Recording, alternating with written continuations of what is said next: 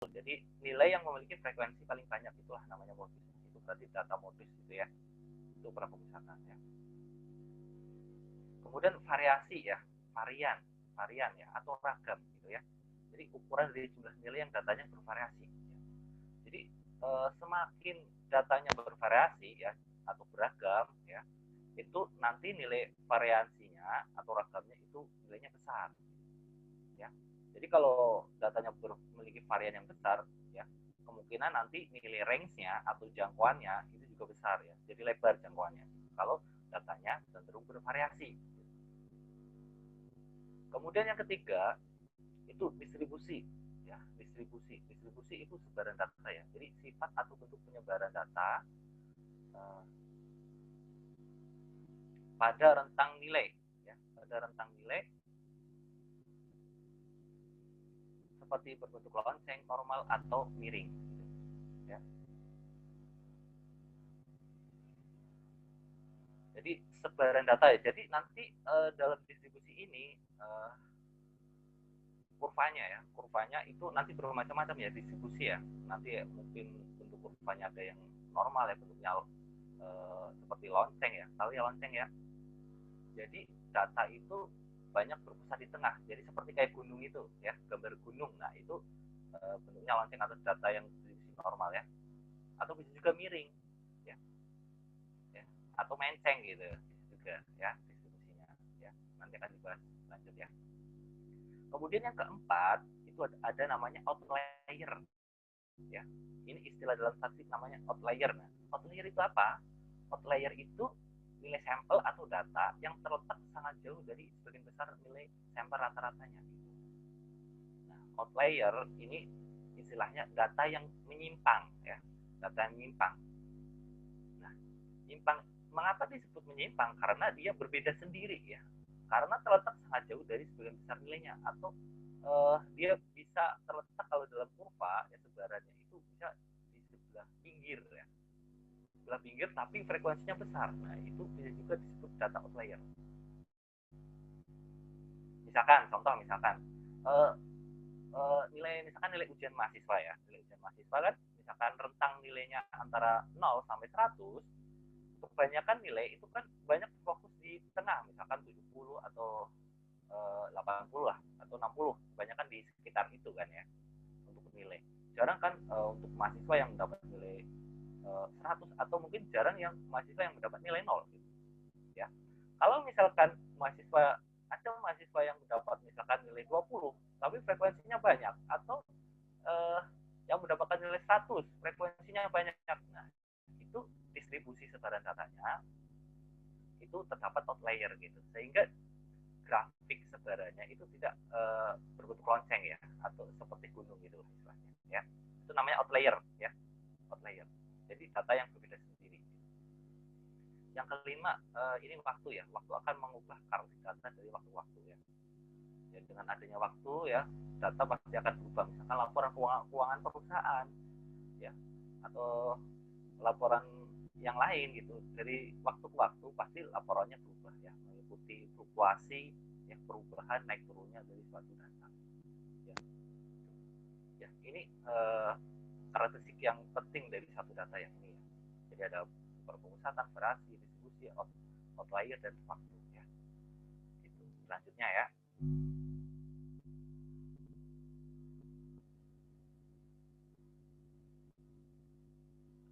Selanjutnya frekuensi, distribusi frekuensi. Nah ini mungkin untuk distribusi frekuensi ini mungkin pada waktu uh, sekolah di SMA gitu kan udah pernah dibahas nih bagaimana cara menentukan distribusi frekuensi ya untuk mata kuliah matematika biasanya ya.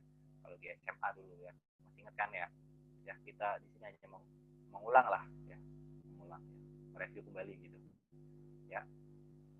Oke, konsep utama ya ini saat bekerja dengan kumpulan data yang besar ya, data yang besar seringkali kita perlu membantu mengatur dan meringkas data dengan membuat tabel yang disebut dengan distribusi frekuensi. Jadi distribusi frekuensi ini dibuat dengan tujuan yaitu untuk meringkas ya. Biasanya kan dari data mentah itu kan bermacam-macam ya kan, banyak kemudian tidak urut ya kan, beragam gitu ya. Nah, untuk meringkas atau uh,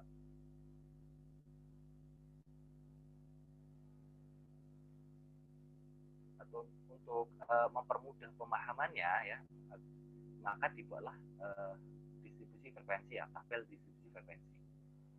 Nah, cara membuat distribusi frekuensi kita bisa dengan cara menghitung manual ya, kita cari nanti jumlah kelasnya ada berapa, bacaan kelasnya ada berapa gitu ya, nanti frekuensinya dari masing-masing kelas ada berapa gitu ya.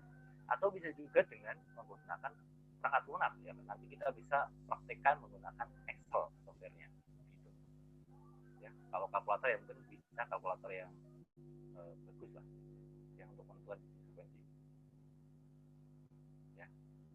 Oke, selanjutnya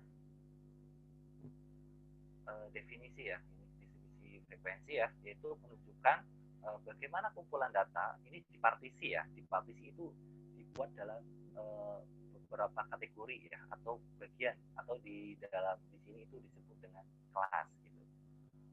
Yaitu dengan mencantumkan semua kategori beberapa jumlah jenis di nilai data di masing-masing kategori. Jadi nanti kelas dengan interval sekian sampai sekian frekuensinya ada berapa dan seterusnya ya. Nah, ini contoh dari satu data ya.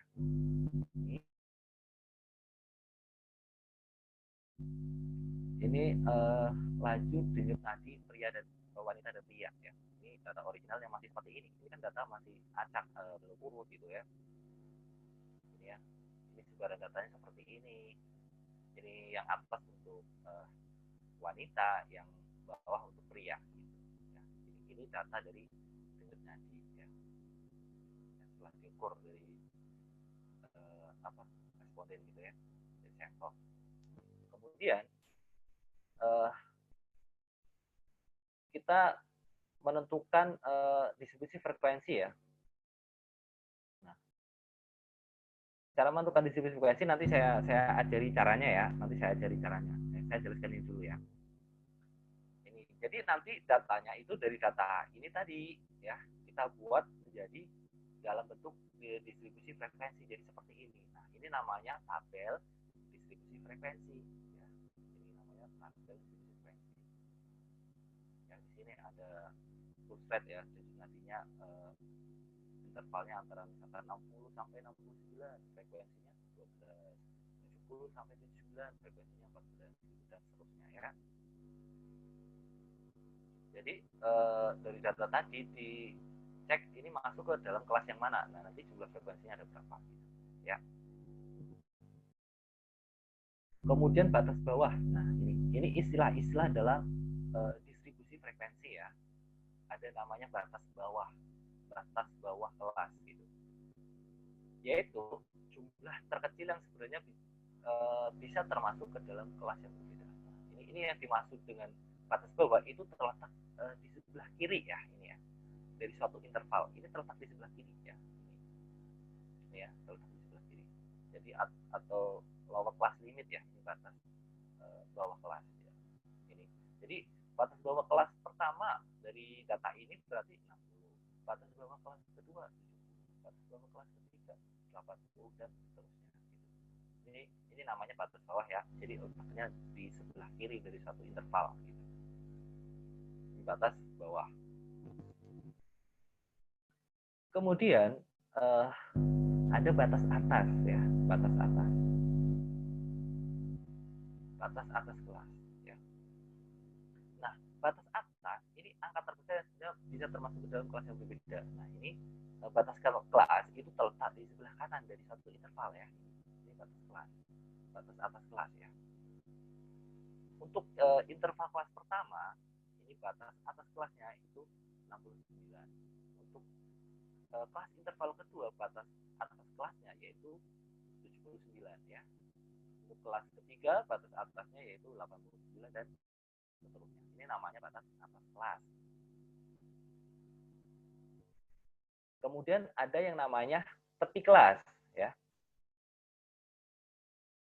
Nah, Tepi kelas ini definisinya yaitu angka yang digunakan untuk memisahkan kelas, tapi tanpa celah yang dibuat berdasarkan batasan kelas, ya, atau kelas boundaries ya. Nah, di sini tepi kelas ada tepi bawah kelas ya. Ini tepi bawah ini ya. Tepi bawahnya ini untuk interval kelas pertama itu 59,5. Ini didapatkan dari mana? Tepi bawah kelas itu didapatkan dari batas bawah dikurangi dengan setengah. Nah, di sini batas bawah untuk kelas interval pertama yaitu 60. 60 dikurangi dengan setengah sehingga didapatkan nilainya yaitu 59,5. Untuk tepi bawah kelas untuk kelas yang kedua ya. Ini batas bawahnya 70 dikurangi dengan setengah didapatkan 69,5 gitu ya. Dan seterusnya ya, ini sampai berapa kelas interval ini ya. Ini cara mencari tepi kelas ya. Tepi kelas itu sebenarnya ada dua ya. Tepi bawah kelas dan tepi atas kelas gitu ya. Ada dua ya. Tepi bawah kelas, ada tepi atas kelas gitu ya. Tepi kelas. Kemudian nilai tengah ya, nilai tengah. Nah, nilai tengah definisinya yaitu nilai di tengah kelas dan dapat ditemukan dengan menambahkan batas bawah kelas ke batas atas kelas dan membagi jumlahnya dengan 2. Jadi di sini cara mencarinya yaitu untuk kelas pertama ya, di sini interval kelas pertama ya 60 sampai 69. Cara menentukan nilai tengahnya yaitu 60 ya, ini 60 sebagai batas bawah ditambah dengan batas atas yaitu 69, yaitu menjadi 60 ditambah 69 dibagi 2 sehingga didapatkan nilai tengah untuk interval kelas pertama yaitu 64,5. Begitu juga untuk nilai tengah untuk kelas yang kedua ya. 70 ditambah 79 dibagi 2. Jadi didapatkan di sini 74,5 dan seterusnya ya sampai bawah ya. Paham ya? Ini cara mencari nilai tengah. Kemudian lebar kelas ya. Lebar kelas ya. Nah, lebar kelas ini perbedaan antara dua batas kelas terendah berturut-turut ya. Ini. Nah, dari data yang ada di slide PowerPoint ini ya, bisa kita lihat nilai dari lebar kelas itu adalah 10. Angka 10 ya, nilai 10 itu didapatkan dari mana? Ya, bisa kita cari yaitu misalkan untuk kelas pertama ya 60 sampai 69 ya. Kalau kita hitung kan 60, 61, 62, 63, 64, 65, 66, 67, 68, 69 gitu. Jadi ada 10 gitu. Ya, cara menghitungnya gitu. Atau cara cepatnya ya, itu kita bisa lihat nih. Batas bawah kelas kedua dikurangi batas bawah kelas pertama. Misalkan gini 70 dikurangi 60 juga bisa ya. 70 kurangi 60 kan 10 gitu. Atau 80 kurangi 70 ya 10 gitu. Ya. Itu cara menentukan lebar kelas ya. Ya. Sehingga kalau misalkan untuk kelas pertama ini 60 sampai 69 itu ada 10 data yang bisa masuk ke sini yaitu 60, 61, 62, 63 sampai yang terakhir 69 itu ada 10 ya. 10 macam. Ya, itu lebar kelas ya. Lebar kelas atau mungkin ada yang mengistilahkan panjang kelas ya. Lebar atau panjang kelas ya. Mungkin yang dimaksud sama aja ya. Ini ada juga yang mengatakan ini panjang kelas. Ada juga yang mengatakan ini lebar kelas. Ya mungkin maksudnya sama aja gitu. Ya. Baik, selanjutnya alasan penyusunan distribusi frekuensi. Yang pertama, mengapa sih distribusi frekuensi ini diperlukan ya? Yang pertama, kumpulan data yang besar dapat diringkas. Jadi dari suatu data yang banyak ya, beragam, bervariasi, tidak urut gitu ya, nanti dapat kita ringkas gitu ya. Jadi lebih sederhana dan mudah dipahami gitu ya. Yang kedua,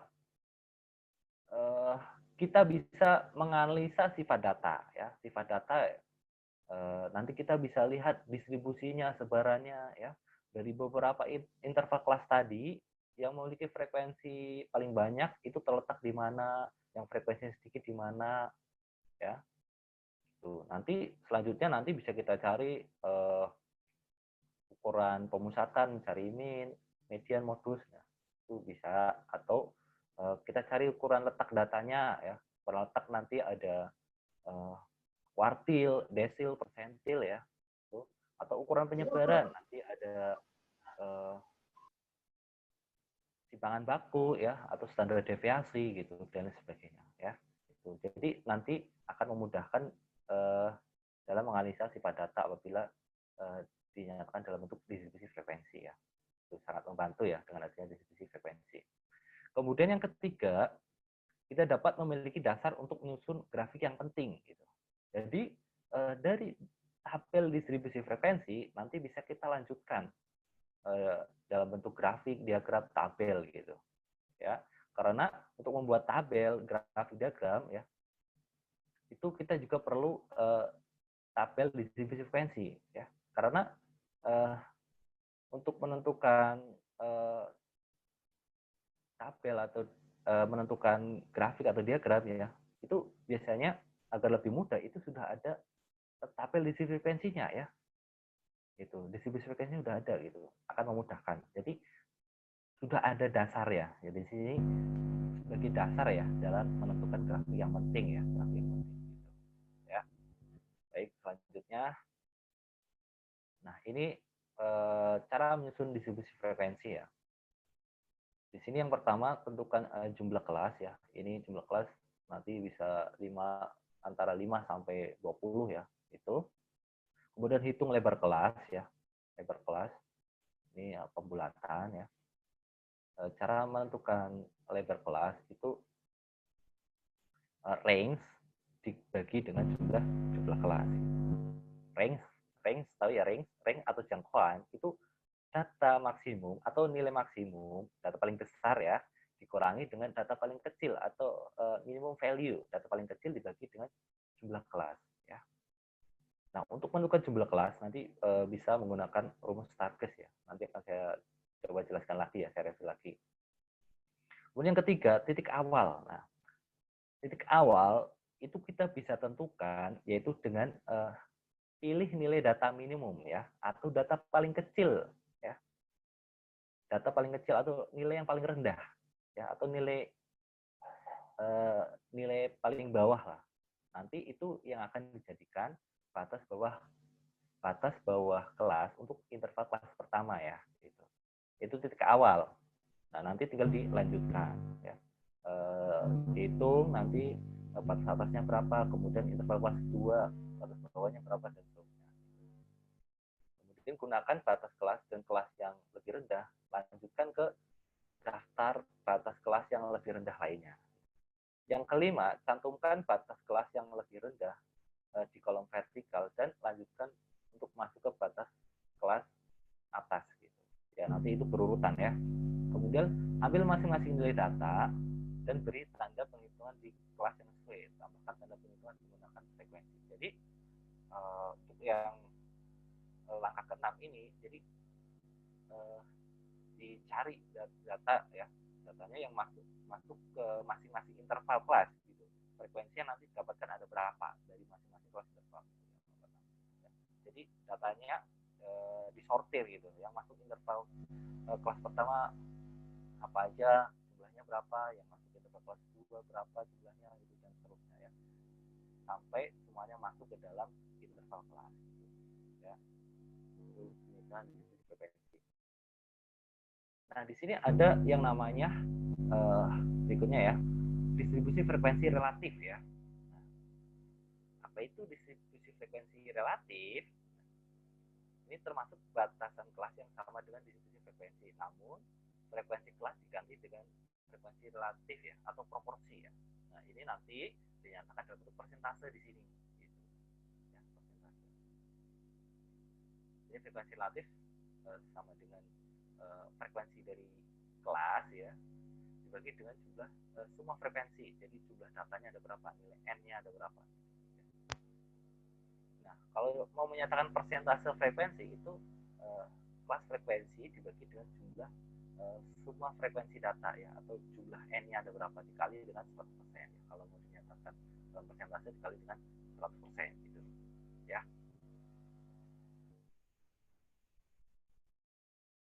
Nah, di sini ada berikutnya ya, relatif frekuensi distribusi ya. Contoh misalkan dari data yang tadi ya, yang sebelah kiri ini data yang tadi ya, tadi. Nah, yang sebelah kanan ini relatif frekuensi distribusi ya. Dari ini frekuensi relatif ya dari data tadi ya. Ini untuk yang female ya, untuk yang wanita. Nah, untuk yang kelas pertama di sini frekuensinya intervalnya antara 60 sampai 69 itu frekuensi relatifnya itu 30. Nah, nilai 30 itu didapat dari mana? Nilai 30 itu didapat dari ini. Frekuensi untuk interval kelas pertama itu kan 12 ya. 12 dibagi dengan jumlah total frekuensi ada 40. Jadi 12 dibagi 40 ya, 40 kali 100 ya. Ini 100% ya. 100%.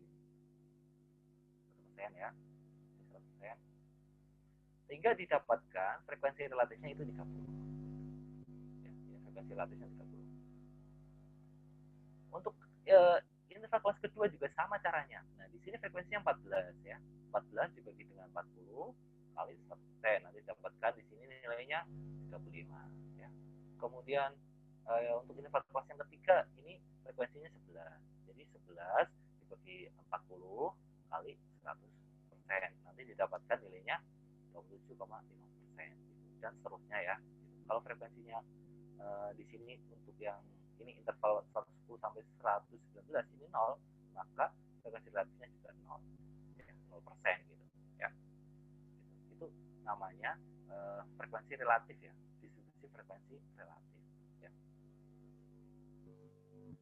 Ya, frekuensi relatif ini menyatakan proporsi ya, proporsinya berapa persen gitu ya. Baik, selanjutnya ya.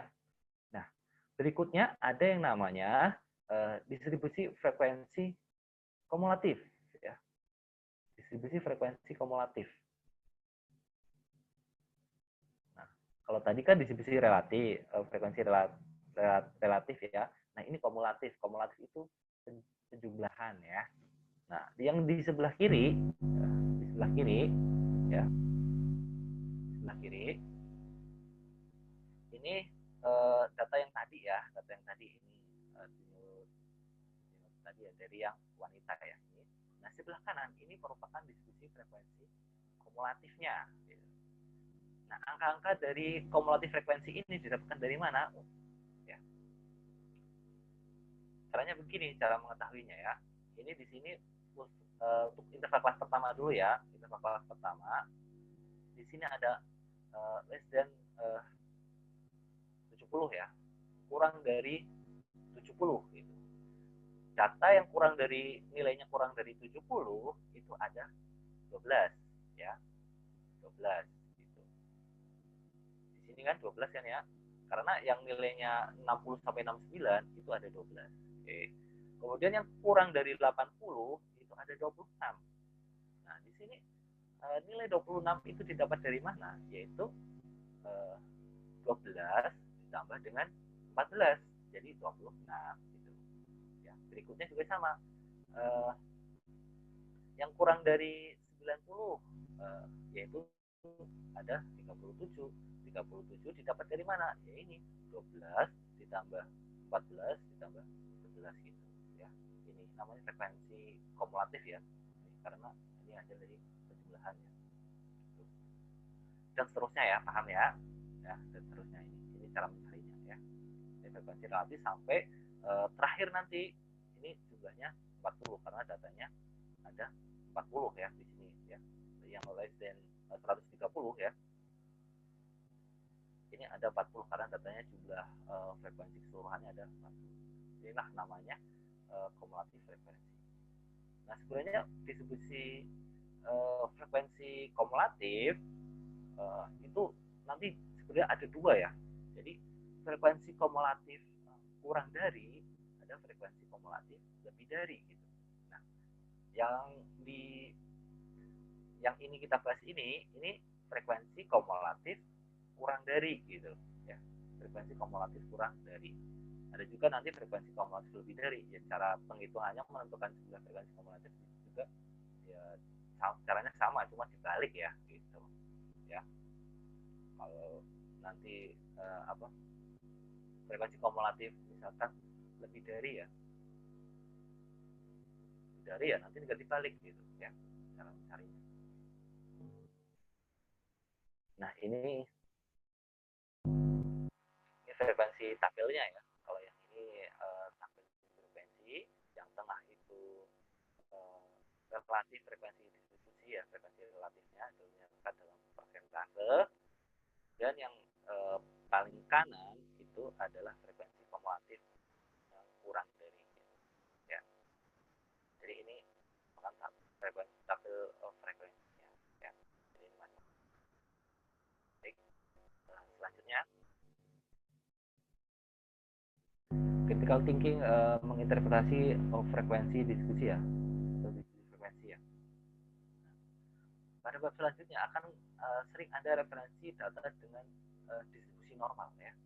Nah, distribusi normal ya nanti kita akan bahas di pertemuan berikutnya ya. Nanti ada itu ya, distribusi normal.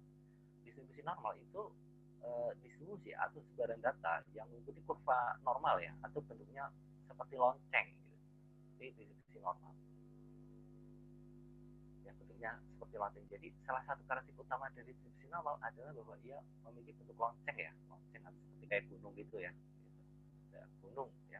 Jadi kalau dibagi dua ya, itu kanan kirinya simetris gitu ya.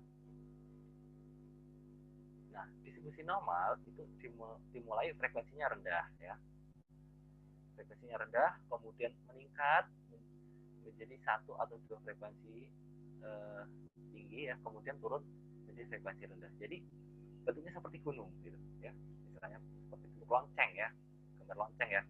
Jadi data paling kecil itu frekuensinya, nilai paling kecil itu frekuensinya sedikit ya, rendah, kemudian semakin ke tengah itu semakin naik frekuensinya ya, kemudian semakin mendekati nilai paling besar atau nilai paling tinggi itu semakin berkurang. Nah, itu seperti itu maksudnya ya.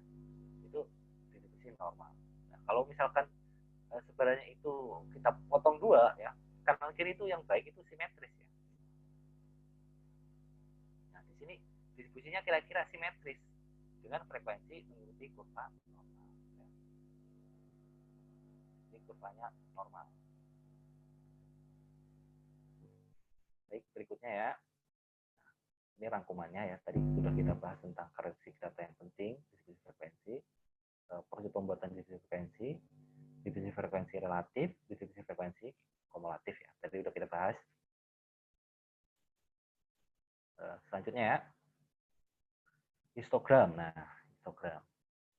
Mungkin udah pernah dengar ya, histogram apa itu ya? Bukan Instagram ya, histogram ya. Ya, kalau Instagram kan mahasiswa punya semua ya. Nah, ini histogram ya, histogram. Apa itu histogram ya? Akan kita bahas ya. Nah, di sini untuk memvisualkan ya, kita menggunakan histogram ya.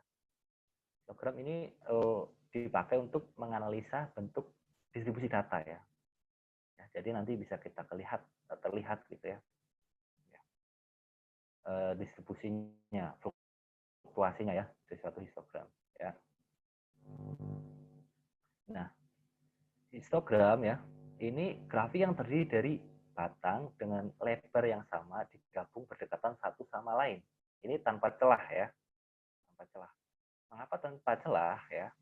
Kalau ada celahnya itu namanya diagram batang ya, diagram batang. Jadi berbeda ya antara histogram dengan diagram batang. Kalau diagram batang itu memiliki batang-batang yang terpisah, jadi tidak berimpit, tidak dempet gitu ya. Kalau diagram batang, jadi dia masing-masing batang itu terpisah. Tapi kalau histogram ini batang antara satu dengan lainnya itu nempel ya, berdekatan satu sama lain. Jadi di sini tanpa celah gitu ya. Itu bedanya histogram dengan diagram batang ya. Nah, di sini skala horizontal mewakili kelas nilai data kuantitatif, dan skala vertikal mewakili frekuensi ya. Jadi yang horizontal itu yang X-nya ya, itu mewakili nilai, yang vertikal yang ke atas yang Y-nya itu mewakili frekuensi, jumlah frekuensinya. Nah, tinggi barunya sesuai dengan nilai frekuensinya, tergantung nanti dari frekuensi dari data ya, dari datanya gitu ya, histogram. Nah, ini contohnya ya, contoh tampilan dari histogram dari data yang tadi gitu ya. Ini histogram ya, histogram. Ini histogramnya ya. Ini data yang kiri itu tabel distribusi frekuensi, yang sebelah kanan ini histogram ya. Sebenarnya gambar histogram ini kurang tepat ya, karena antara nilai 0 dengan nilai 59,5 ini titik koordinatnya ini sama, harusnya dikasih space ya, kasih jarak, ditambah dengan kayak denyut jantung gitu ya, gini ya.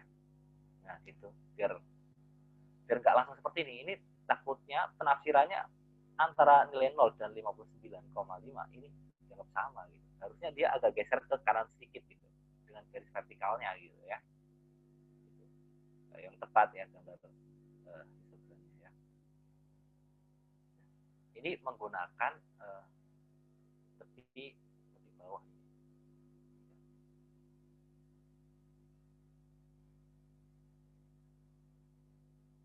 Tepi bawah nih ya. Angka tepi bawah ya 59,5, 69,5 gitu ya. Dari masing-masing kelas ya, tepi bawah dari masing-masing kelas gitu. Ya, itu contoh histogram ya. Ya. Nah, histogram ya. Di sini batang pada skala horizontal diberi label sebagai berikut ya. Bisa juga menggunakan batas kelas, ya bisa juga, atau titik tengah, atau batas bawah kelas gitu. Bisa menggunakan label ini yang horizontal ya, yang X-nya itu ya, yang mendasar ya, yang bawah.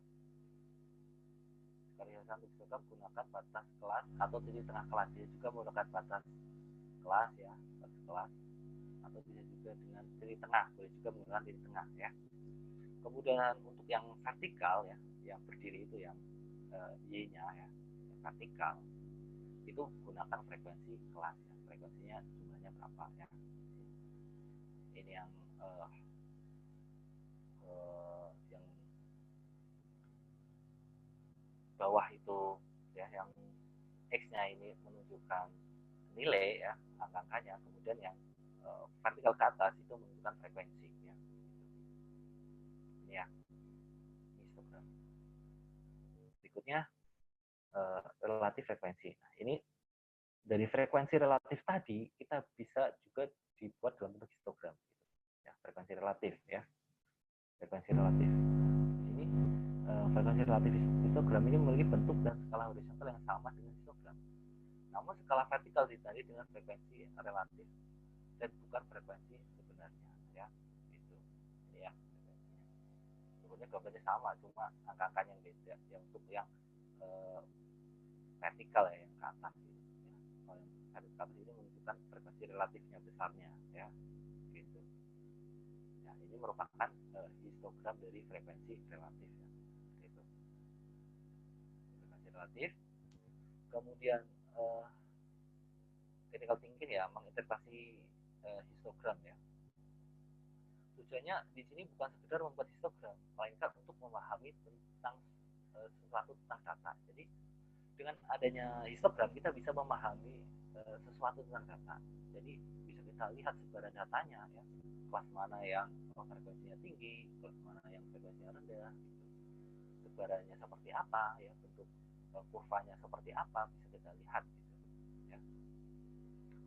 Kemudian bila grafiknya itu berdistribusi normal ya, berdistribusi normal, itu memiliki bentuk lonceng ya. Jadi distribusinya itu berbentuk lonceng. Jadi di sini frekuensi meningkat sampai maksimum lalu turun gitu. Jadi dari rendah kemudian tinggi terus turun gitu ya. Kemudian yang kedua itu simetri. Simetri itu maksudnya setengah kiri grafik kira-kira gambar cermin dari setengah kanan. Jadi kalau misalkan kurva, kalau yang normal ya, yang simetri, itu kalau misalkan kita bagi dua ya, ibaratnya kayak gunung gitu ya, kita bagi dua, nah itu kalau dibagi dua, itu kalau itu seperti cermin ya, antara sisi kanan dan sisi kirinya itu seperti cermin. Jadi sama gitu. Itu simetri.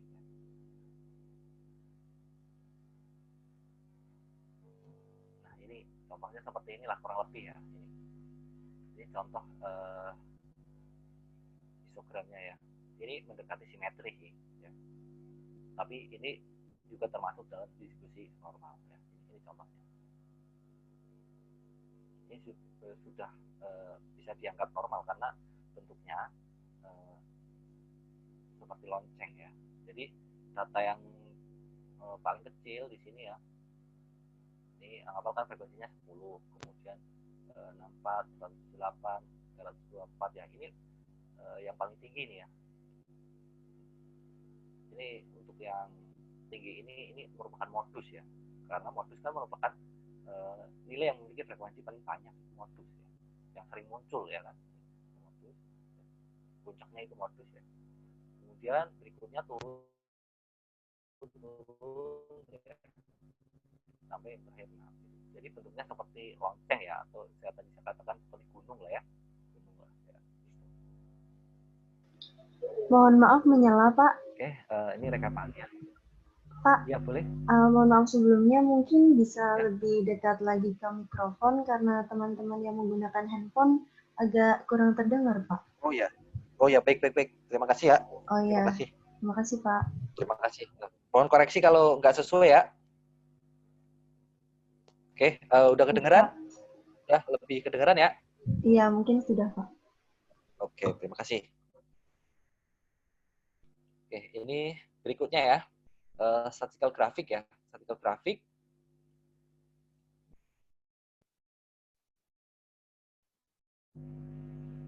Nah, di bagian ini ya, konsep kuncinya yaitu membahas jenis grafik statistik ya. Nah, tujuannya yaitu untuk mengidentifikasi grafik yang sesuai untuk mewakili kumpulan data. Grafik harus efektif dalam mengungkapkan karakteristik penting dari suatu data ya. Jadi di sini grafik itu harus efektif ya, mengungkapkan karakteristik penting dari satu data. Jadi dengan grafik ya otomatis orang yang membaca itu kan lebih mudah memahami ya dibandingkan dengan data mentah yang masih nggak urut, acak dan banyak gitu ya, masih mentah gitu. Nah kalau misalkan sudah dinyatakan dalam grafik, orang lebih mudah memahami ya, menganalisis distribusinya gitu. Ya. Itu pentingnya satu grafik ya. Jadi lebih ringkas, tampilannya juga mungkin menarik gitu ya. Itu manfaat penyajian data dalam bentuk grafik. Nah, di sini ada poligon ya, poligon. Sebenarnya untuk membuat poligon itu sebelumnya kita harus membuat histogram ya. Histogram. Karena titik-titik hitam ini dari tengah-tengah dari batang masing-masing histogram gitu ya. Ini titik-titik yang hitam ini ya. Nah, ini merupakan titik tengah dari istilahnya batang histogramnya. Nanti kita tarik garis gitu ya, tarik garis. Jadi seperti ini namanya poligon. Jadi frekuensi poligon ini mengungkapkan segmen garis yang terhubung ke titik tepat di atas nilai titik tengah kelas gitu. Jadi titik tengah kelas dari histogram tadi ya. Kemudian kita gambar gitu. Jadi bentuknya garis ya kalau poligon ya. Kalau histogram kan bentuknya batang-batang yang berdempetan gitu ya. Ini frekuensi poligon. Nah, ini frekuensi relatifnya. Jadi poligon dari data tadi ya ini ya. Ini untuk antara untuk data yang tampilkan di sini. Ini frekuensi relatif yang dinyatakan dalam poligon ya. Ini ada untuk yang warna hijau itu untuk yang laki-laki, yang warna merah itu untuk yang perempuan ya, atau woman-nya. Nah, ini gambarnya seperti ini. Ini dari frekuensi relatif tadi ya. Kalau digambar ini jadi seperti ini gitu, ya. Gambar poligon. Nah, kalau gambar seperti ini sebenarnya sih normal apa enggaknya ya sebenarnya belum mendekati normal ya, karena kalau normal kan ikuti tadi bentuk lonceng ya, bentuk lonceng. Nah, berikutnya ada namanya OGIF ya. OGIF. Ya, grafik garis yang menggambarkan frekuensi kumulatif. Ini namanya OGIF ya. Ini OGIF ini digambar berdasarkan frekuensi kumulatif tadi gitu. Ya. Misalkan gini, dari data yang tadi ya, masih ingat ya. Misalkan data yang kurang dari 59,5 kan nggak ada 0 ya, maka di sini 0 gitu. Pojok kiri bawah 0 ya kan. Terus yang data yang kurang dari 69,5 itu ada 12 misalkan. Nah, ini titik-titik ini dari frekuensi kumulatif ya. Sampai terakhir ini kan 40 ya. Paling tinggi itu 40. Ini gambar OGIF ini dari frekuensi kumulatif kurang dari ya ini. Nanti kalau dijelaskan lagi ada OGIF naik dan OGIF turun. Kalau OGIF naik, ini kan contoh dari OGIF naik ya, karena grafiknya itu naik ya kan. Ini dari frekuensi kumulatif kurang dari. Jadi juga nanti OGIF-nya bentuknya turun. OGIF turun itu frekuensi kumulatif dari frekuensi kumulatif lebih dari gitu. Tuh, nanti kalau digambar turun. Ya. Ini untuk menggambar OGIF ini dari frekuensi kumulatif ya, gitu. Ya, caranya. Karena di sini kan nggak dijelaskan cara gambar OGIF-nya ya, hanya langsung ditampilkan ini loh OGIF-nya gitu. Jadi kalau mau gambar itu dari frekuensi kumulatif ya, nanti tinggal digambar. Kemudian ada namanya juga dot plot di sini. Dot plot itu terdiri dari grafik di mana setiap nilai data plot, yaitu titik ya, sebagai titik. Ini sepanjang skala nilai, titik-titik yang mewakili nilai yang sama itu ditumpuk gitu. Ya. Yang mewakili nilai yang sama itu ditumpuk. Ya. Jadi seperti ini nih, ya, nilai yang sama. Mungkin yang nilainya 60 ada berapa? Mungkin di sini ada 3, yang 64 ada berapa? Ya tinggal dihitung. Ada 4 gitu. Dan seterusnya gitu ya. Jadi titik-titik ini menunjukkan jumlahnya. Ya. Ya, seperti ini ya. Jadi ini namanya dot plot ya. Dot itu kan titik ya. Jadi diplot ya. Jadi ditumpuk gitu ya, diplot gitu. Jadi titik yang diplot gitu ya. Jadi tumpuk seperti ini namanya dot plot ya. Ini dot plot. Ini contoh dot plot ya. Kalau mau jadikan seperti ini juga boleh ya. Sebenarnya mau dibuat seperti apa tampilan grafiknya tergantung kebutuhan pengennya seperti apa gitu. Ya. Atau bisa juga stem plot ya. Ada stem, ada left plot ya gitu. Ya. Atau istilahnya di sini diagram batang daun lah ya. Ada batangnya, ada daunnya gitu. Ya, ada batang, ada daunnya. Jadi merupakan data kuantitatif dengan memisahkan masing-masing nilai menjadi 2 bagian, yaitu batang ya. Batang itu sebelah kiri ya, yang paling kiri ya, yang stemnya ini ya. Nah, ini 10 maksudnya ini dalam bentuk puluhan. Kalau 6 ini berarti 10 ya, berarti 60 gitu ya. 60, 70, 80 dan seterusnya sampai 120. Ya, ini dinyatakan dalam puluhan ya. Daunnya ini ya, leaves-nya ini menyatakan unitnya atau satuannya gitu ya, satuannya. Jadi cara bacanya gini, yang stemnya ini 6 ya kan. Nah, di sini untuk yang batangnya 6 ya. Daunnya ini misalkan untuk yang 60 berarti ada berapa? Ada 3 kata 60 gitu ya. Nilai 60 ada 3. Terus nilai 64 ada berapa? Ada 4 gitu. Kemudian 68 ada berapa di sini? Ada 5 gitu ya, dan seterusnya gitu ya. Paham ya? Ini cara membaca diagram batang daun ya, atau stem plot gitu ya. Ya. Ini diagram batang daun ya, cara membacanya. Dia juga dinyatakan dalam seperti ini. Kalau seperti ini kan lebih ringkas, memudahkan ya. Jadi dipisahkan, yang sebelah kiri itu puluhan, yang sebelah kiri itu satuan. Kemudian bar graph ya, ini diagram batang ya. Jadi menggunakan batang dengan lebar yang sama untuk menunjukkan frekuensi kategori data kualitatif. Skala vertikal mewakili frekuensi atau frekuensi relatif. Skala horizontal mengidentifikasi berbagai kategori data kualitatif. Ya, oke, saya cepat ya. Nah, ini contoh multiple bar ya. Ini diagram batang. Ya. Ini bisa kita lihat di sini perbandingan antara pria dan wanita ya. Misalkan median pendapatan ya, atau median income ya. Jadi dari data sini kita bisa lihat pendapatan itu dibandingkan wanita gitu kan dari data ini ya.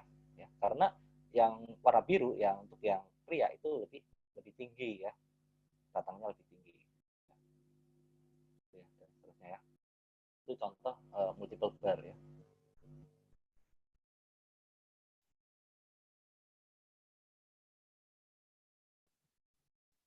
Nah, ini contoh grafik batang untuk data kualitatif ya. Data kualitatif. Mengapa kualitatif? Karena di sumbu horizontal yang bawah itu menunjukkan data kualitatif ya. Di situ ada networking, newspaper ya, kemudian internet dan sebagainya gitu ya. Jadi ini menunjukkan jumlah frekuensi penggunaan misalkan networking, newspaper, internet dan sebagainya gitu. Itu fact. Yang sebelah yang horizontal, yang vertikal itu menunjukkan persentasenya ya. Berapa persen yang menggunakan networking, newspaper, internet dan lain sebagainya ya. Ini contoh dari Pareto chart ya. Pareto chart itu untuk data kualitatif ya, data kualitatif gitu. Untuk data kualitatif. Kalau data kuantitatif nanti pakai bisa juga menggunakan histogram ya. Ini sebenarnya sama dengan histogram. Cuma kalau histogram itu data kuantitatif, kalau Pareto chart itu cenderung ke data kualitatif ya. Ya. Maksudnya yang kualitatif untuk yang horizontal ya, sumber horizontalnya gitu. Baik, berikutnya ini picat ya. Picat itu diagram lingkaran ya, diagram lingkaran. Nah, grafik yang menggambarkan data kualitatif sebagai irisan lingkaran. Nah, ukuran potong sebanding dengan jumlah frekuensi. Nah, ini cara membuat diagram lingkaran itu kita harus tentukan besar sudut ya dari masing-masing kelas gitu ya, dari masing-masing partnya atau bagiannya ya. Gitu. Misalkan di sini dari data yang tadi ini ya, networking ya, jumlahnya ada berapa, nanti dibuat persentase dikali dengan, kalau untuk satu lingkaran ini ya, itu kan sudutnya 360 derajat. Ya. Misalkan ini networking ya, networking itu 60 ya, ini persentase ya, 60 ya, 60 berarti kalau menentukan persentase sudutnya ya, ini persentase ya tadi ya, persentase ya 60% ya, 60% kali 360 derajat baru kita dapatkan besar sudut yang warna kuning ini gitu, untuk networking gitu. Yang lain juga sama caranya gitu, ya. Untuk menentukan besar sudutnya, ini sudutnya berapa, kemudian yang lain nanti juga dicari sama gitu, ya. Bisa kan menggambar diagram lingkaran ya. Jadi kalau menggambar diagram lingkaran itu kita harus tentukan besar sudutnya ya, sudutnya berapa. Kalau jumlah totalnya ini kan 360 derajat gitu. Ini untuk picat ya. Bisa juga scatter plot. Nah, scatter plot, scatter ya, scatter diagram ini. Jadi sebidang data pasangan X dan Y dengan sumbu X horizontal dan Y vertikal ini untuk digunakan ya untuk mengetahui apakah ada hubungan antara kedua variabel tersebut. Gitu. Ya. Ini scatter plot. Sebarannya titik-titik ini sebaran datanya ya. Ya. Ini biasanya digunakan untuk mengetahui kedua hubungan variabel ya. Nah, kalau titik scatter plotnya ini titik-titiknya itu ya mengikuti garis diagonal ya, misalkan dari kiri bawah ke kanan atas gitu ya. Kalau kita tarik garis horizontal, garis diagonal ya, diagonal, titik-titiknya itu mengikuti garis diagonal, itu baru bisa dikatakan kedua variabel tersebut memiliki hubungan gitu ya. Jadi hubungannya itu nanti korelasinya, nanti dibahas di korelasi ya, korelasinya itu positif gitu. Jadi ada korelasinya. Kalau sebarannya acak itu tidak berkorelasi. Ya, titik-titiknya ini menyebar itu tidak berkorelasi. Itu scatter plot. Nah ini ada juga time series ya. Time series itu kan data yang dikumpulkan pada berbagai titik waktu ya. Jadi berseries ya waktunya dari waktu ke waktu gitu ya. Ini contohnya ya. Kalau dibuat dalam grafik ya. Ini contoh. Ya. Ini contoh data time series grafik ya. Berikutnya ini important principle yang disampaikan oleh Edward Dove ya. Ini untuk kumpulan data kecil dengan jumlah 20 atau kurang gunakan tabel ya, dan bukan grafik gitu kalau jumlahnya kurang dari 20 ya. Grafik data harus menjadi fokus pengamatan pada sifat sebenarnya dari data, bukan pada elemen lain seperti fitur desain namun mengganggu ya. Karena bisa juga desainnya bagus tapi grafiknya tidak tepat gitu ya.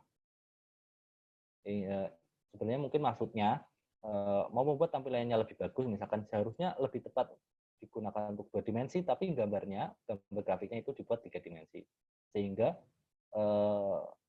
akibatnya proporsinya itu tidak sesuai gitu. Nah itu mengakibatkan gambar grafiknya itu tidak tepat.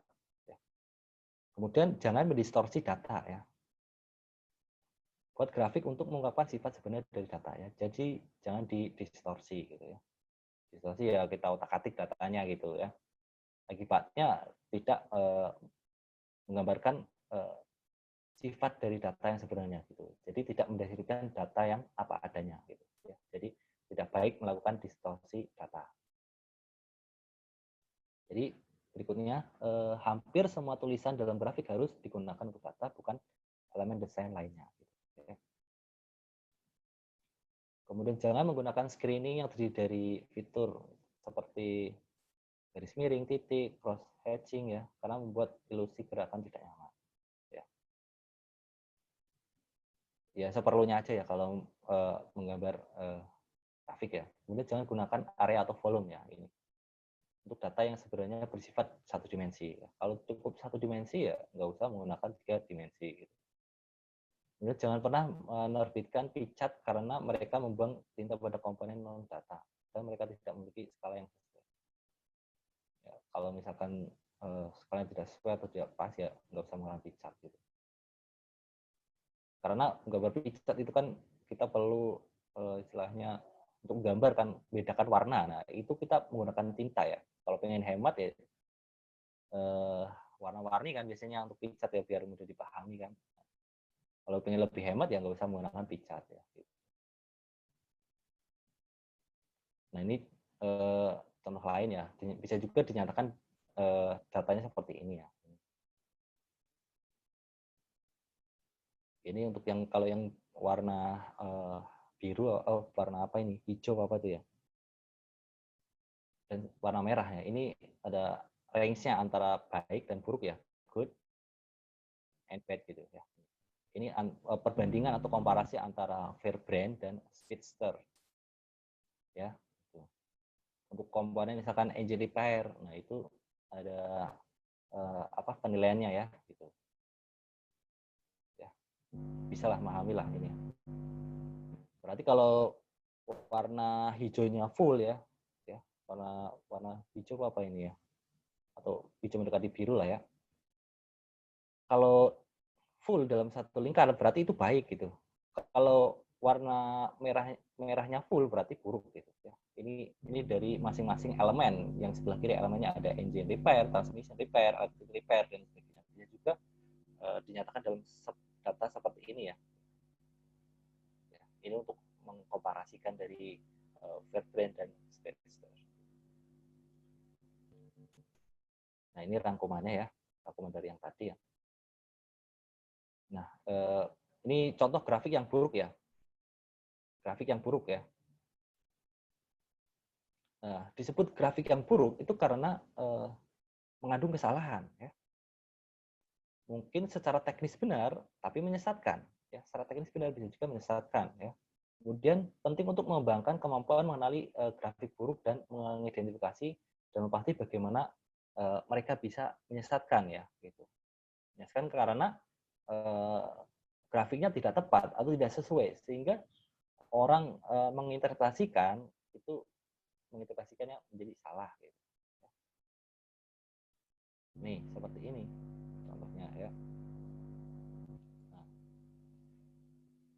sumbu bukan lalu menyesatkan karena salah satu atau kedua sumbu mulai pada beberapa nilai selain 0 sehingga perbedaan dibesar-besarkan.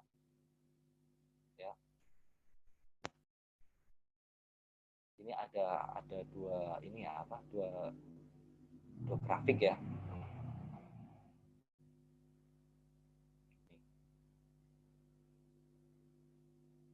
Nah, grafik yang benar yang mana? Antara yang kanan dan yang kiri. Yang mana? Kanan, Pak. Yang kanan, Pak. Yang benar yang kanan ya. Ya, yang benar yang kanan ya. Karena yang kiri itu perbedaannya terlalu jauh ya. Terlalu jauh. Skalanya juga ini ya. Jadi yang lebih tepat itu yang kanan ya. Karena kalau yang kiri itu perbedaannya dibesar-besarkan. Jadi kalau orang baca itu kan, wah, yang Demokrat itu lebih besar gitu kan. Udah berbeda jauh dengan misalkan untuk yang Republik gitu. Sehingga di sini kan yang seharusnya perbedaannya tidak terlalu jauh tapi dibesar-besarkan. Nah, ini bisa juga menyesatkan untuk yang grafik yang sebelah kiri gitu ya. Yang benar itu yang kanan ya. Ini seperti ini. Jadi perbedaannya kan bisa terlihat gitu, tidak terlalu jauh ya. Oke. Berikutnya piktograf ya. Piktograf ini gambar objek ya. Ini piktograf. Nah, ini seperti ini ya.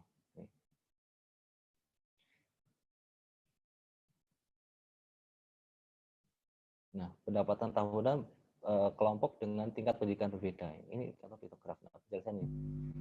Piktograf adalah gambar objek benda 3 dimensi, kantong uang ya, tumpukan koin, tank tentara ya. Ini untuk pengeluaran tentara. Ini kalau tank tentara ya. Orang ini untuk populasi biasanya ya. Berupa gambar orang ini untuk menunjukkan ukuran populasi, barel ya ini untuk menunjukkan produksi minyak, rumah ini untuk menunjukkan konstruksi rumah. Nah, biasanya digunakan untuk menggambarkan data. Ini bukan piktograf. Gambar-gambar ini bisa menciptakan kesan palsu yang mendistorsi data. Jika Anda menggandakan setiap sisi persegi, ya, area tidak hanya 2 kali lipat, itu meningkatkan dengan faktor 4. Jika Anda menggandakan setiap sisi kubus, volume tidak hanya berlipat ganda, itu meningkatkan dengan faktor 8. Ya. Piktograf menggunakan area dan volume karena itu bisa sangat menyesatkan. Nah, ini.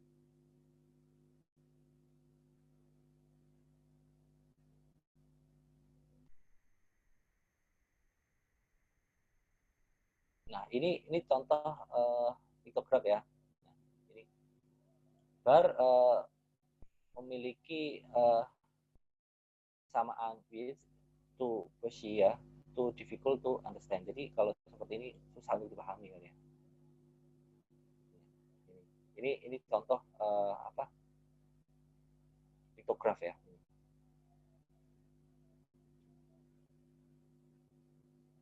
Karena bisa kita lihat di sini ya ukuran luasnya ya kan tadi dibahas kalau misalkan luasannya ini kan ini misalkan untuk yang no high school diploma ini pendapatan tahunnya ini 18,734 dolar ya. Dibandingkan dengan high school diploma ini 27,915. Nah, ini kan kalau kita hitung ya kan ini luasannya ini nggak sama gitu ya. Kalau kita potong-potong lagi gitu ya, hitung luasannya itu nggak sama. Nah ini yang menyebabkan menyesatkan gitu, karena ini potongan-potongan ini dinyatakan dari uang gitu ya, gambar uang yang dipotong-potong menunjukkan luasan gitu. Ini bisa juga menyesatkan. Kalau ini harus proporsional ya, proporsi gitu ya. Contohnya ya. Nah, seperti ini nih ya. Jadi ini kalau dinyatakan dalam bentuk ini volume ya. Ini kan. Penyesatan menggambarkan data satu dimensi dengan kotak 3 dimensi ya. Kotak terakhir 64 kali lebih besar dari kotak pertama, tapi pendapatannya hanya 4 kali lebih besar ya. Ini. Jadi kalau dibuat dalam 3 dimensi dari data yang tadi ya. Jika data tadi yang ini dinyatakan seperti ini kurang tepat ya. Ya takut menyesatkan. Nah, yang benar itu seperti ini ya. Ya, seperti ini dinyatakan dalam bentuk katang, juga seperti ini. Karena kalau dinyatakan seperti ini adil ya, objektif, tidak dibanding oleh fitur yang mengganggu ya. Gitu. Jadi kalau seperti ini kan sesuai ya, ini sesuai. Ya, ini sesuai. Jadi adil, objektif, tidak dibanding oleh fitur yang mengganggu. Mungkin yang membuat grafik itu tampilannya lebih menarik mungkin kalau di gambar uangnya gitu. Tapi itu menyesatkan gitu ya. Pengen tampilannya menarik tapi tidak pas ya. Gitu. Ya.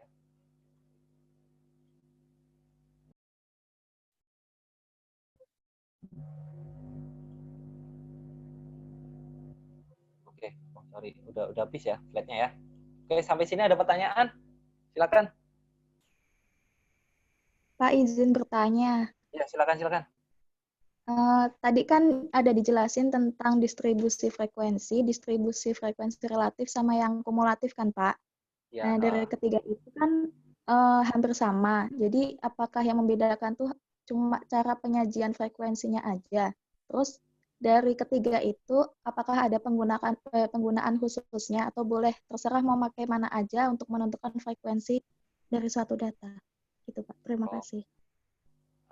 Tergantung ini ya, mau pakai yang divisi frekuensi relatif atau yang divisi frekuensi kumulatif ya. Itu tergantung dari keinginan yang dibutuhkan, pengen yang seperti apa gitu ya. Nah, kalau misalkan di soal yang diminta distribusi frekuensi relatif, ya nyatakan dalam bentuk distribusi frekuensi relatif ya. Kalau cukup dengan tabel distribusi ya tabel distribusi aja gitu ya. Kalau kumulatif ya kumulatif saja gitu ya. Jadi tergantung kebutuhan ya, yang dibutuhkan yang mana gitu ya. Nah itu kan macam-macam ya, tinggal pilih yang mana yang sesuai gitu, sesuai keinginan yang dibutuhkan yang mana ya. Begitu. Terus ada lagi apa tadi, udah kejawab belum? Jadi nggak ada khusus kayak harus umpama mau tentang berat badan gitu harus ini, berarti nggak ya Pak? Enggak, tergantung kebutuhan yang diminta yang mana gitu ya. Jadi nggak harus ini loh, ini enggak, ya. Tergantung kebutuhan ya. Iya.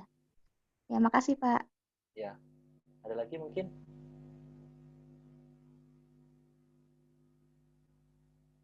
Silakan kalau mau bertanya. Izin bertanya Pak. Ya silakan. Yang pertama, apakah data itu harus memenuhi 5 karakteristik tadi? Yang kedua, apakah data yang belum dilakukan pengolahan secara statistik sudah dapat memberikan informasi? Terima kasih Pak. Coba diulang pertanyaan pertama apa tadi? Apakah data harus memenuhi 5 karakteristik tadi Pak? Kan di awal tadi dijelaskan dengan karakteristik data ya Pak, center dan semacamnya. Nah, apakah data itu, sebuah data itu harus ada 5 unsur itu tadi Pak? Oh ini karakteristik ya? Ya. Yang kedua, kedua, apakah data yang belum dilakukan pengolahan secara statistik itu sudah dapat memberikan suatu informasi Pak, atau perlu diolah dulu? Terima kasih, Pak. Baik, terima kasih, Mas. Terima kasih pertanyaannya ya. Nah, untuk sorry, bentar saya share screen dulu ya.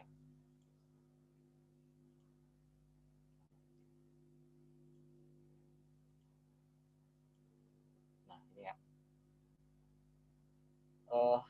Kelima karakteristik ini ya, ini merupakan karakteristik yang penting ya ini ya. Tadi pertanyaannya apa tadi?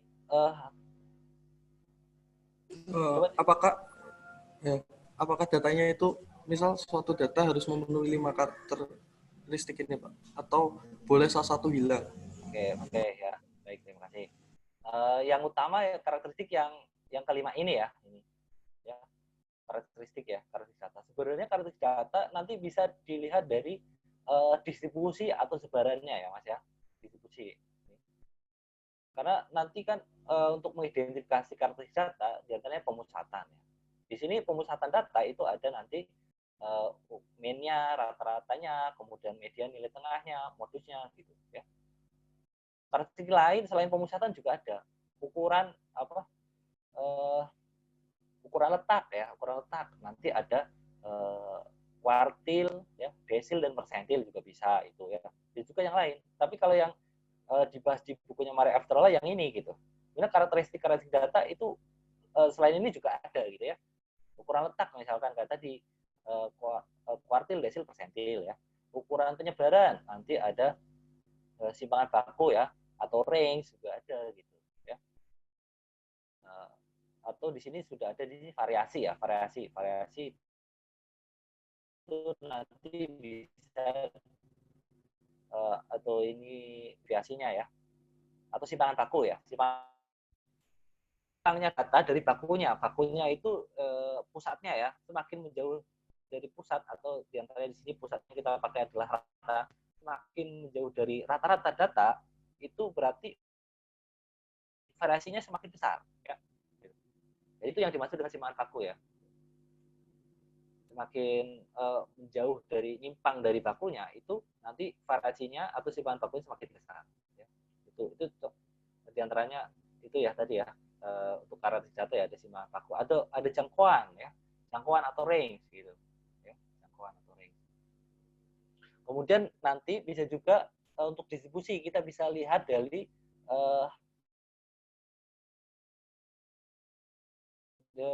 ini grafik histogram juga bisa ya, ini ya, histogramnya apakah bentuknya lonceng, normal atau tidak. Karena distribusi data ini bentuknya histogram itu bisa juga condong ke kiri atau condong ke kanan ya, atau bisa juga distribusinya grafiknya itu lancip ya, lancip bisa juga lancip ya, bentuknya lancip, atau bisa juga tumpul atau bisa juga normal ya. Nah ini karakteristik data kan macam-macam juga. Kemudian ada outlier. Nah outlier itu data yang nyimpang ya, data yang nyimpang. Jadi kalau ada data yang berbeda dengan yang lainnya, artinya misalkan data harusnya nilainya kecil, kan biasanya nilai yang rendah itu frekuensinya kecil, nah itu frekuensinya tinggi, nah itu bisa menyebabkan outlier gitu ya. Nah dari kelima ini ya, ini merupakan karakteristik yang penting, yang utama ya. Selain ini juga ada ya, ada ukuran tadi ya, selain ini ada ukuran letak ya, ukuran penyebaran gitu dan sebagainya ya. Tapi yang umum yang bisa kita lihat itu dari kelima ini ya. Ya, ini kan tujuannya untuk melihat karakteristik data ya, ciri-ciri dari suatu data ya. Ini kita masih membahas tentang masih deskriptif ya, deskriptif. Jadi statistik deskriptif ya, mendeskripsikan suatu data gitu ya. Ini untuk mendeskripsikan itu maka bisa kita lihat melalui di sini yang kelima ini gitu ya. Itu ya Mas ya. Udah menjawab belum? Sudah, Pak. Terima kasih, Pak. Oke, pertanyaan kedua tadi apa? Coba diulang. Saya nggak lupa. Apakah suatu data yang belum dilakukan pengolahan dengan statistik, secara statistik itu sudah dapat memberikan informasi? Oke, baik, terima kasih. Kalau data belum diolah ya, masih mentah ya, Ya, saya kasih contoh misalkan data ya, bentar ya.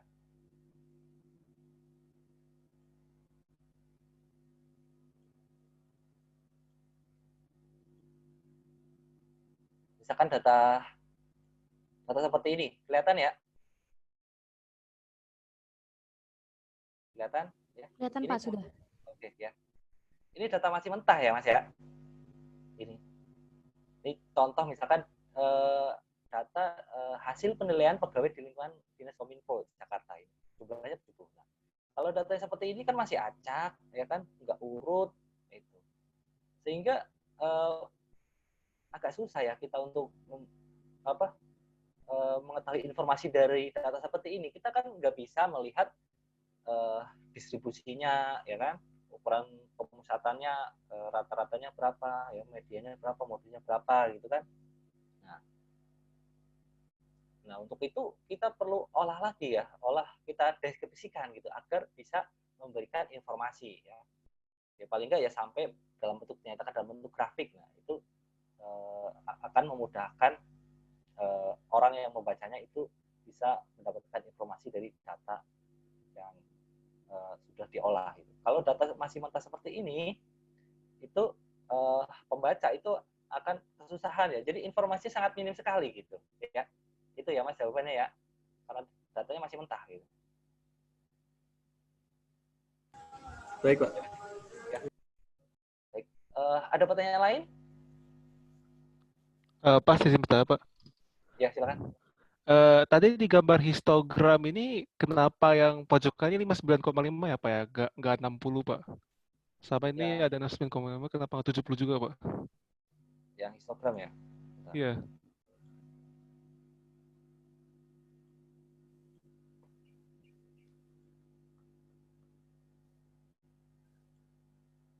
Yang mana? Di slide? Ya, yang saat sini, Pak. Ini, Pak. Yang ini? Ya, ini kenapa nggak 60 ya, Pak ya? Gambar ini. Di grafik histogramnya kan tepian bawahnya ini kan ada 59,5. Ya. Kenapa nggak 60 ya, Pak ya? Saya bingung ngejelasinnya. Ini 59,5 ini menggunakan tepi bawah ya, tepi bawah kelas pertama gitu. Jadi 60 di sini kan tepi batas bawahnya kelas pertama kan 60. Nah, dikurangi dengan setengah gitu. Iya. Jadi 59,5.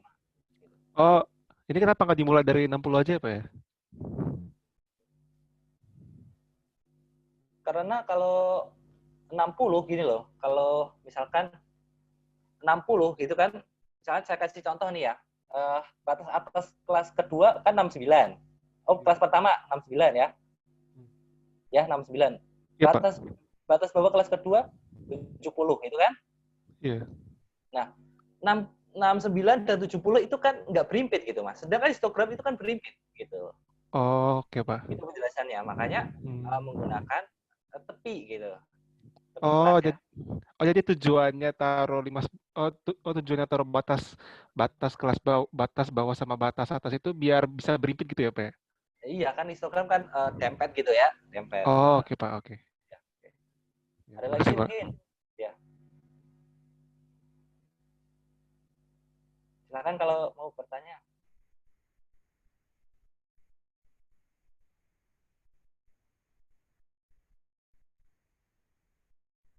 Kalau ada pertanyaan silakan.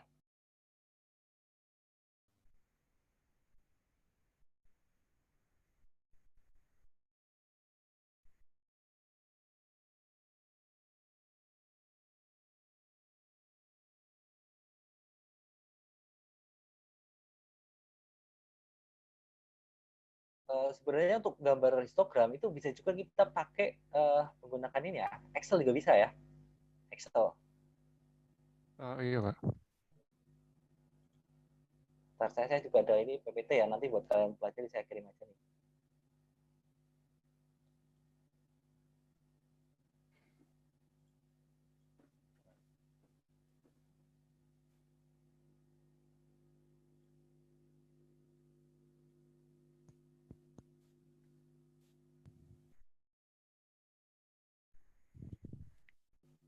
Saya kirim file ini.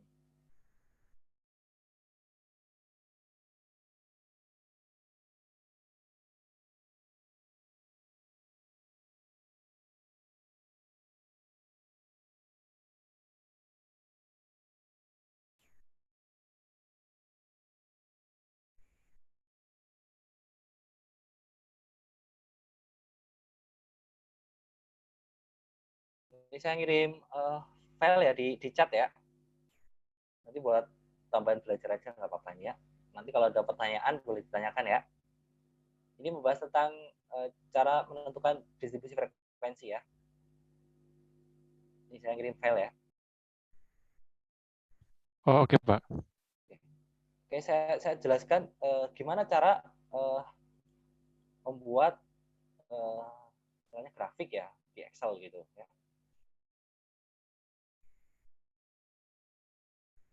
Misalkan bentar. Saya share screen dulu. Kelihatan ya Excel-nya ya?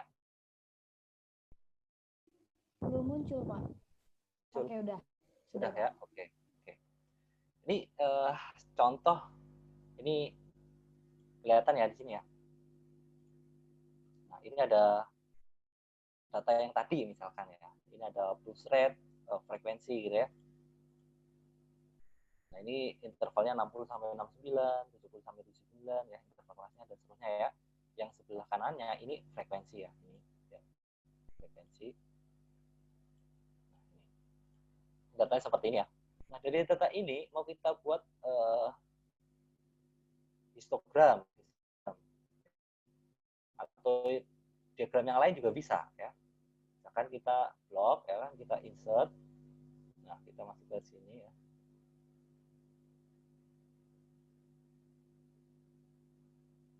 Ini kolom ya. Nah, ini tampilannya seperti ini. Ini frekuensi, kelihatan ya. Frekuensi ini kita bisa edit juga ya kalau mau diedit nih. Ketik apa gitu judulnya, misalkan histogram gitu ya. Gitu. Nah, kalau ini kan diagram batang ya. Nah, tadi saya mintanya diagram batang ya. Kalau nanti mau dibuat yang lain, ini di sini banyak loh ya. Ya, kalau kita pakai Excel ya, nih kelihatan kan? Iya, Pak. Ini ada kolom, kalau misalkan garis, picat, bar chart, area ya, scatter, stock ya, dan sebagainya ini banyak ya. Tergantung kebutuhan mau yang mana ya, gitu. Nah, misalkan seperti ini ya, ini kan diagram batang ya. Mau kita buat dinyatakan dalam histogram gitu. Nah, kita edit ini batang-batangnya kan kalau untuk histogram kan harus dempet ya, nyatu ya dengan batang-batang yang lain gitu. Itu caranya klik kanan ya. Ini format data series ya. Klik kanan format data series. Nah, untuk gap width-nya ini kita nolkan gitu. Jadi no gap ya. Jadi nggak ada gap-nya gitu ya. Nolkan ya. Kemudian bordernya kita kasih warna biar untuk membedakan batang-batangnya ya. Ini close. Nah, jadi seperti ini. Nah, gitu. Ini kalau buat diagram batang ya. Oh, sorry, histogram gitu. Jadi diagram batang kita ubah. Setelahnya seperti ini. Ya. Ini untuk membuat histogram ya. Ini kalau datanya dalam sudah dinyatakan dalam tabel distribusi frekuensi ya. Ini ya. Sudah dinyatakan dalam tabel distribusi frekuensi gitu. Nah, kalau misalkan datanya masih data mentah, gimana cara membuat histogramnya gitu ya? Nah, saya kasih contoh nih. Nah, ini misalkan ada data seperti ini ya. Nah, ini data mentah ya. Data mentah acak gitu. Ya, ini saya buat urutnya. Ini ada 70 ya. Anggap aja acak gitu ya. Nah, untuk membuat histogram, kalau datanya seperti ini, ya caranya itu di tools menu ini ya, data kemudian data analisis ini ya, data analisis. Nah, data analisis ini biasanya ada yang Excel-nya sudah ada juga yang belum ada. Kalau belum ada, nanti bisa ditambahkan melalui sini file ya. Ini kita bisa masuk ke option ya, file option, kemudian ada di ins ya, ada di ins. Kita masuk masukkan analisis toolpack gitu. Ini tujuannya untuk analisis ya, analisis toolpack ya. Kemudian kita klik go gitu. Karena saya udah ada, maka saya nggak perlu klik go ya. Itu caranya ya ini. Jadi option. Oke. Misalkan saya klik ini ya, data analisis ya. Di sini kita buat ada di sini macam-macam analisis ya. Misalkan saya mau buat histogram ya, histogram. Nah, ini saya misalkan ini kalau masih kosong ya, kalau masih kosong ini kita klik ya, kita masukkan datanya ini ya, masukkan ya, di blok semuanya ya, data mentahnya tadi di blok. Kemudian di sini ada bin range ya, bin range. Bin range ini nanti kalian bisa masukkan, misalkan di sini saya pakai tepi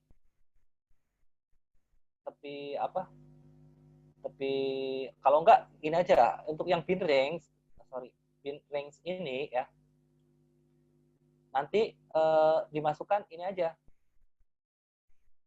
intervalnya, bisa ya, intervalnya misalkan kayak yang di ini ya, intervalnya yang di data di itu yang file yang tadi saya kasih, misalkan di sini datanya itu 60 ya, sampai 64 gitu bisa juga ya.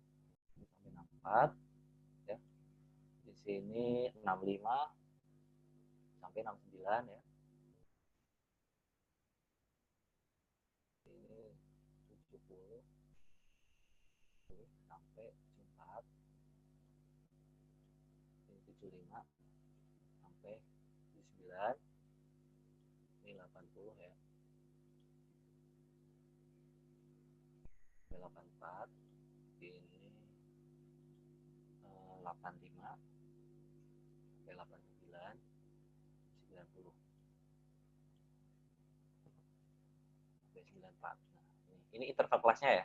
Misalkan ini emang harus dibuat, tentukan interval kelasnya dulu ya. Tentukan interval kelasnya dulu dari data mentah ini. Jadi kita nggak bisa data mentah ini langsung kita jadikan histogram.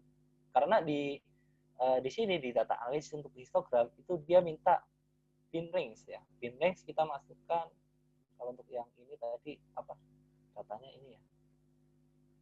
Kemudian bin range ini kita masukkan yang ini ya, interval ini ya. Oke. Output range ini kita taruh di sembarang aja, mau taruh di mana ya, output range ya. Di situ ya misalkan ya, output range. Nah, kita centang misalkan chart output. Nah, ini kalau misalkan mau Pareto ya centang, atau kumulatif persentase ya centang. Misalkan saya hanya centang yang chart output ya, nanti coba lihat hasilnya ya. Ini saya klik OK. Sorry, ada yang salah nih. Oh ya. Untuk bin range ini nggak mau dia non numerik, berarti nggak mau, berarti nggak bisa dikasih ini apa. Untuk yang bin range ini nggak mau dikasih tanda strip gitu ya, kita hapus saja lah. Nanti berarti kita memperbaikinya itu di outputnya aja ya, di outputnya aja nanti, karena dia nggak mau.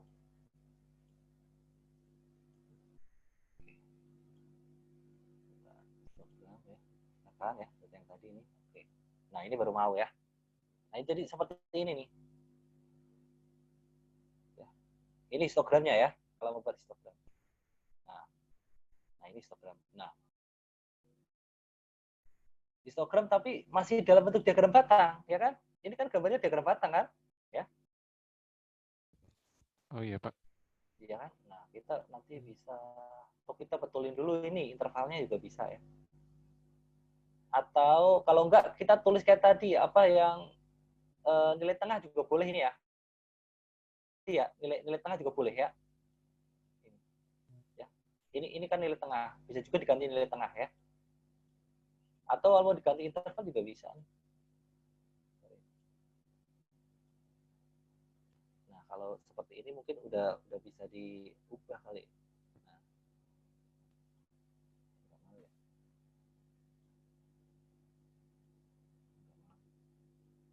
Nah, kalau mau mengganti menjadi template gitu ya, ini caranya gini, saya ulang ya. Ini batangnya diklik kanan, di format data series ya. Kemudian di ini series option, gap width-nya ini kita kurangi jadikan 0 ya, dibuat no gap gitu ya. Kalau kemudian untuk membedakan ini ya, bordernya kita kasih solid line misalnya warna hitam ya, ini di sini. Ini jadi seperti ini gitu ya tampilannya ya. Ini namanya histogram gitu ya. Jadi cara seperti ini. Ini mungkin bisa kita edit ya sebenarnya. Seperti ini ya untuk histogram ya. Baik, Pak. Kalau misalkan data seperti ini ya, ini kita mau buat dalam yang lain itu bisa ya, nggak hanya ini ya, kita buat yang lain. Misalkan ini di sini kan banyak pilihan nih ya untuk yang chart tipenya ya. Ada kolom itu isinya seperti ini ya, kolom dia berbatang ya, tampilnya tergantung kebutuhan keinginannya ya. Lain itu garis, itu lingkaran ya, bar ya.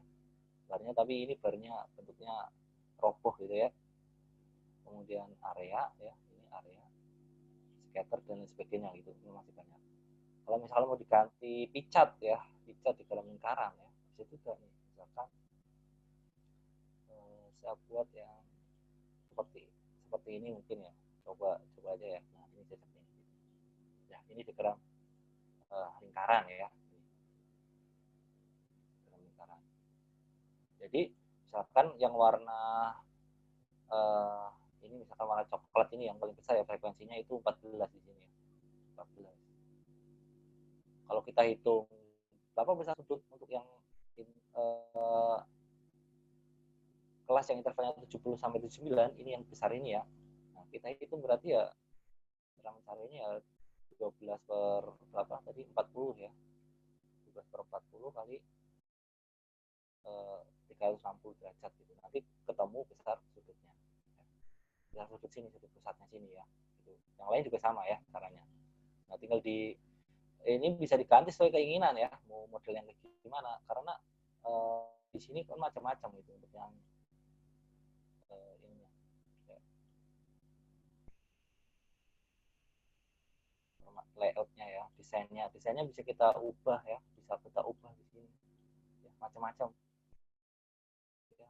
Tampilannya mau yang seperti apa itu, ini dalam bentuk persentase gitu ya. Ini tergantung kebutuhan aja ya, mau modelnya seperti apa. Di sini ada beberapa pilihan ya. Gitu. Ini juga bisa gitu, dan sebagainya ya. Nah, gitu. Ya.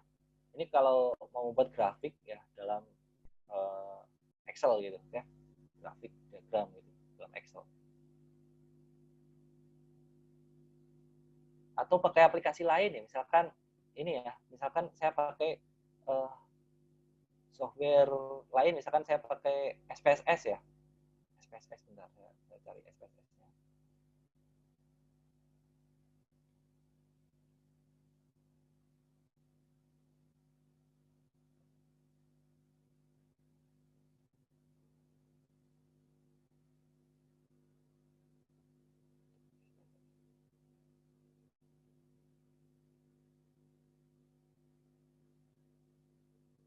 Tunggu ya, karena agak sedikit berat softwarenya. SPSS soalnya kalau diinstal lumayan besar ya, di kontrol panelnya gitu, hampir segigaan ya, 1 giga gitu.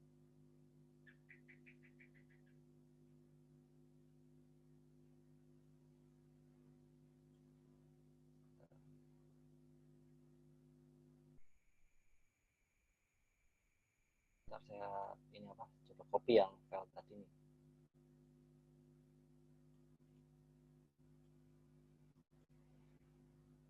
Ntar saya share screen.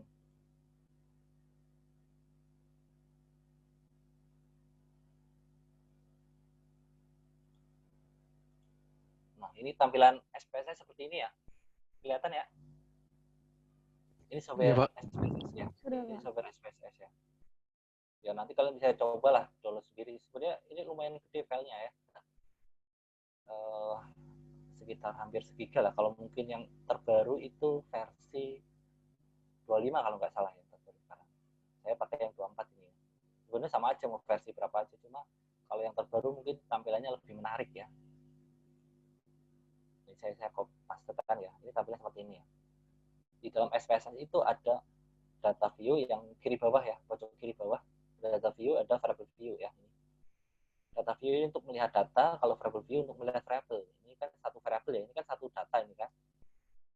Ini variable. Ya. Ini satu variable nih ya. Seperti ini tampilannya. Nah, kalau kita mau menganalisis data ya, misalkan untuk statistik deskriptif ya, kita klik di sini ada tool ya, yang atas nih, analisis ya. Deskriptif statistik ya.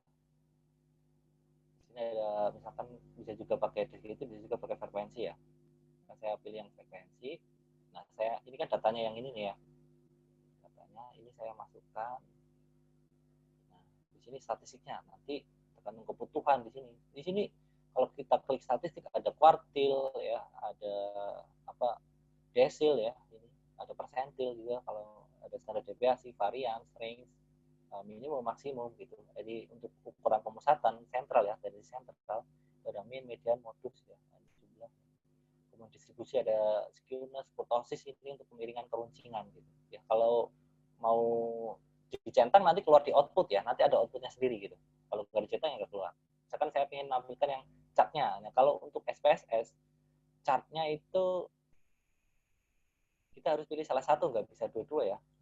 Misalkan saya pilih bar chart ya.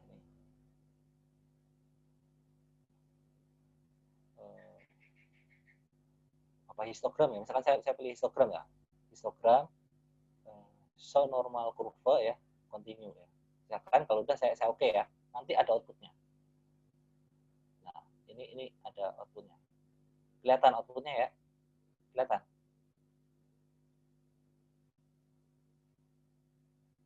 Ini histogramnya. Kelihatan nggak? Kelihatan ya?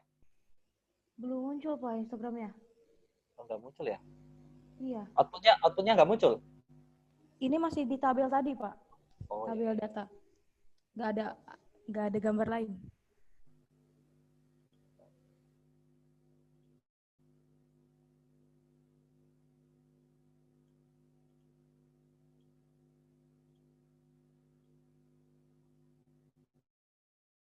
Berarti nggak kedetek.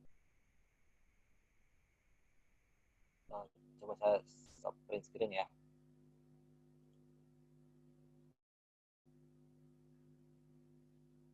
Nah, ini outputnya ya. Karena ada di sini ada dua ya. Nih saya lihat. Nah, kelihatan ya?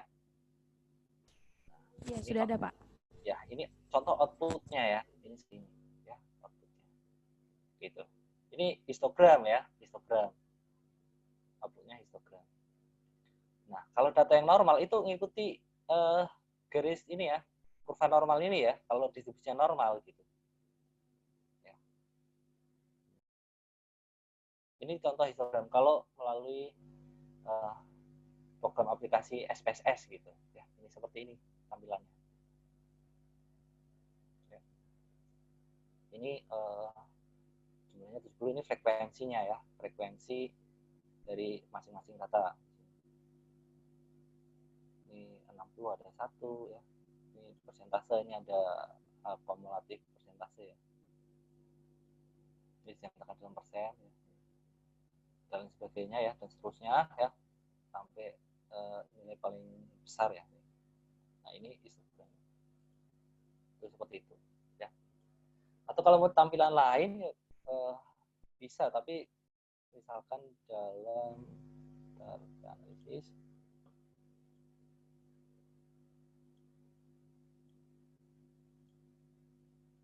misalkan dalam diagram batang ya. Nah, ini diagram batang ini jadi seperti ini ya, karena kalau datanya data mentah itu jadi seperti ini ya diagram batangnya. Diagram batangnya jadi data 60 frekuensinya sekian, satu gitu ya. Berbeda kalau sudah dinyatakan dalam tabel distribusi frekuensi ya. Ini sebarannya data ya. Apalagi kalau dinyatakan dalam diagram lingkaran misalkan. Diagram lingkaran.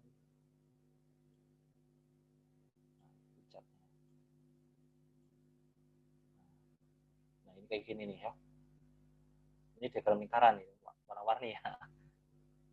Karena dia deteknya itu per nilai ya. Untuk kalau SPSS ini kalau masih data mentah ya ini.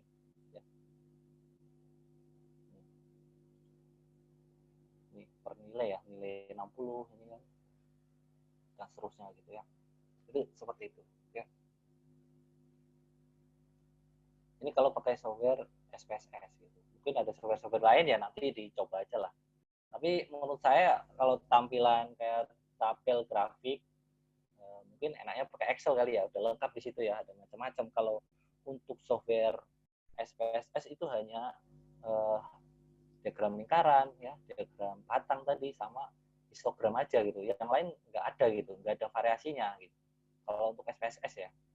Kalau untuk Excel mungkin lebih banyak ya pilihan variasinya, modelnya gitu ya, tampilannya gitu. Gitu.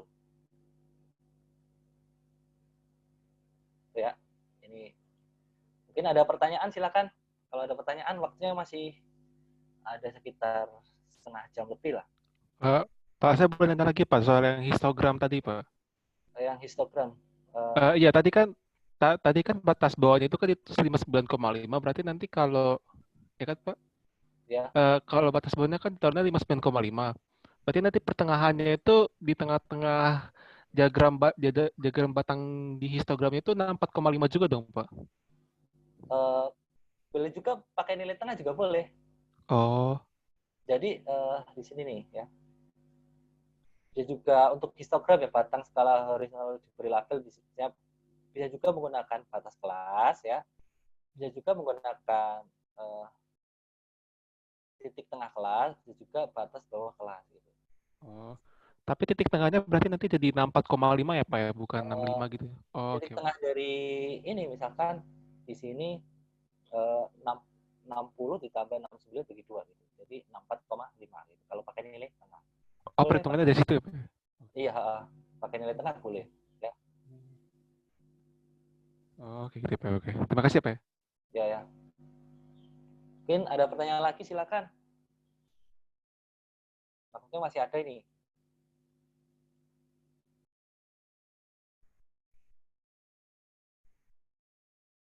Jadi untuk pembelajaran hari ini kan materinya ini ya.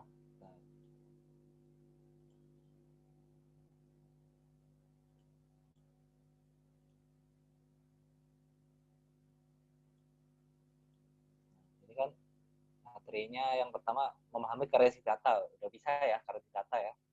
Ini karakteristik data kan bisa dilihat dari kayak tadi yang udah kita bahas, ukuran pusatnya, distribusinya ya. Ragamnya atau variannya dan sebagainya gitu ya, memahami karakteristik data. Kemudian mengetahui tentang distribusi frekuensi ya. Cara membuat distribusi frekuensi bisa ya. Jadi bisa membuat tabel distribusi frekuensi, kemudian nanti bisa dilanjutkan membuat histogram, grafik lainnya gitu bisa ya. Kemudian bisa membuat grafik ya. Ini kalau membuat grafik biasanya dibuat dulu tabel distribusi frekuensi agar mudah dalam membuat grafik. Kemudian tahu bagaimana cara menyusun grafik yang benar dan salah ya. Tadi sudah jelaskan contoh macam-macam grafik ya atau tabel yang salah gitu ya. Oke, Pak. Silakan kalau masih ada pertanyaan. Pak, nanti pertanyaannya nanti dilanjutin di WhatsApp aja ya, Pak? Oh ya, ya udah, oke. Berarti untuk perkuliahan hari ini untuk pemaparannya cukup sekian aja ya. Cukup. Bisa cukup. Iya, Pak. Cukup ya. Teman-teman yang lain gimana? Boleh Cukup, Pak, Pak. lanjut di WhatsApp saja. Ya Pak, Oke. mungkin Ya, lanjut bisa di dilanjutkan. Oke, lanjut di WhatsApp ya. Ya. Baik. Iya, Pak. Baik, untuk perkuliahan hari ini ya, saya lanjut nanti bisa dilanjutkan di WhatsApp kalau misalkan ada pertanyaan ya atau ada yang mungkin dirasa kurang paham, boleh ditanyakan di WhatsApp, nanti akan saya bantu untuk menjawab pertanyaannya. Nah, untuk pemaparan materi pada hari ini. Saya cukupkan sekian ya, kurang lebihnya mohon maaf. Wassalamualaikum warahmatullahi wabarakatuh. Waalaikumsalam warahmatullahi wabarakatuh. Terima kasih, Pak. Ya, sama-sama. Terima kasih, Pak. Ya, Terima kasih, Pak. Terima kasih, Pak. ya, Terima kasih. ya.